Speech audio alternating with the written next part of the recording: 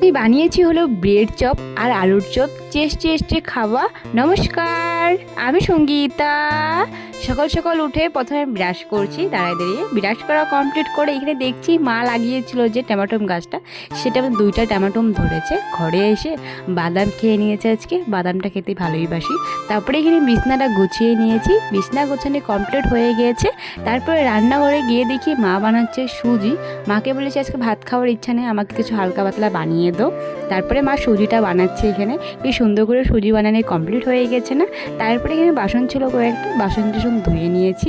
সব বাসন ধোয়া কমপ্লিট করে স্নান করে এসে পড়েছি। স্নান করে এসে মুখের মধ্যে ক্রিমটা খুঁজতেছিলাম, ক্রিম খুঁজে ক্রিম লাগিয়ে তারপরে ঠাকুর দেওয়া কমপ্লিট করে নিয়েছি। ঠাকুর দেওয়া কমপ্লিট করে কলেজ যাওয়ার জন্য একটু সুজিটা খেয়ে নিলাম। তারপরে কলেজে পৌঁছে গিয়েছি। দেখতেই পাচ্ছি যে আমার বান্ধবীটা এসেছিলো। তারপরে আমরা ক্যান্টিনে গিয়ে কিছু খেয়ে নিয়েছি। আজকে আমরা মোমো পার্টি করেছি কলেজে যাওয়ার পরে, দেখতে পাচ্ছ মোমো। তারপরে সন্ধ্যার টাইমে ঘরে বানিয়েছিলাম ব্রেড চপ। এখানে ফার্স্টে ব্রেডটা আমি কেটে নিয়েছি, তারপরে আলুটা মেখে নিয়েছি, পেঁয়াজ ধনিয়া গুঁড়া মরিচ গুঁড়া সব দিয়ে তারপরে ব্রেডটা এরকম করে বানিয়ে নিয়েছি। তারপরে এখানে দিয়ে দিয়েছি সুন্দর করে শেপ করে আলুর চপিটা, আর সাইডে যেটা আছে এটা হলো ব্রেড চপ।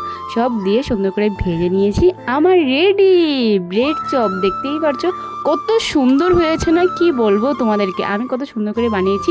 এখন রেডি করে মার সামনে নিয়ে গেছি। ফার্স্টে মা ধমকি দিয়েছিল, তারা বলেছে তুমি অল্প খেয়ে নাও মা, কিছু হবে না, তোমার মেয়ে বানিয়েছে নিজের হাতে।